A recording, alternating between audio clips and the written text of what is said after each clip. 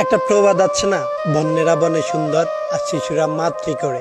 ঠিক তেমনি একটা ছেলের সৌন্দর্য তার ইনকামে। আপনি মানেন কিংবা না মানেন, এই সমাজে একটা ছেলের সৌন্দর্য ডিপেন্ড করে তার ইনকামের উপরে। একটা ছেলে যত ভালো মনেরই হোক না কেন, ইনকাম করতে না পারলে এই সমাজে তার কোনো মূল্য নেই। কেননা এই সমাজে ভালো মানসিকতার চাইতে ভালো অবস্থানকে প্রায়োরিটি দেওয়া হয়।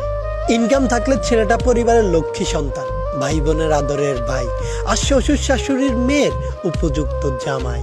অথচ সেই ছেলেটাই একবার বেকার হয়ে গেলে সবার আচরণ এক নিমিষেই বদলে যায়।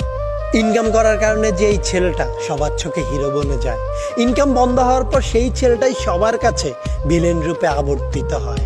ইনকাম একটা ছেলের জীবনে কতটা প্রভাব ফেলতে পারে সেটা শুধু একটা বেকার ছেলেই জানে, যাকে বেকারত্বের জন্য প্রতিনিয়ত হাজারো কথা শুনতে হয়। বেকারত্বের কাছে অসহায় হয়ে যখন নিজের ভালোবাসার মানুষটিকে অন্য কারো হাত ধরে নিজের চোখের সামনে দিয়ে চলে যেতে দেখতে হয়। আমি ছেলে, আমাকে ঠোঁটে নয় নোটে কথা বলতে হবে।